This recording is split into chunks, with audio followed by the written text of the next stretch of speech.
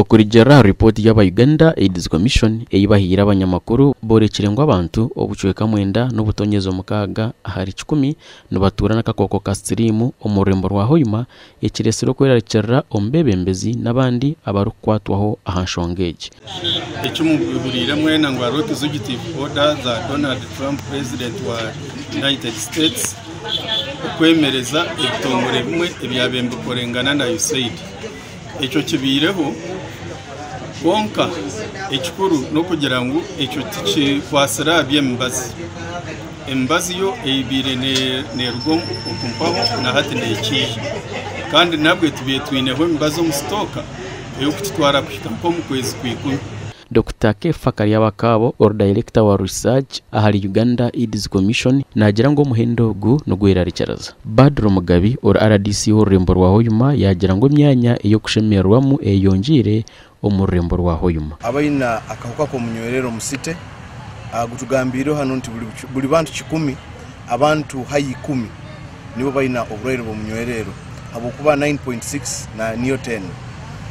Kino kiri kyamananu habokuba ebizibu rundi enkurakurana eri musite aniye kusakuba neretereza kino ekyo kurora aho tuina abantu rusanjo abakora mu ikop abakurara mu hotels hano kandi abantu bano haruna abandi bakora mbitongole binde bya mafuta so tusakuba tukiya abantu nka 12 abakurara mu hotels kandi baina luxuries zona ezikwetagisibwa site yaitu nka site zidi zona eri haiguru nayo nikimanyisa nti abantu bayitu bagayalirire emikore ya government eteiro emikore eyo kubanza emu eri nti kukosa obupira bwa condom umusite kandi tuinamu na institutions hali abana bali bato baitu kandi constitution na mateka nigabakiza kwetaya nkuba kwenda nakini kisakuba nikireteza obwaire obumwerero.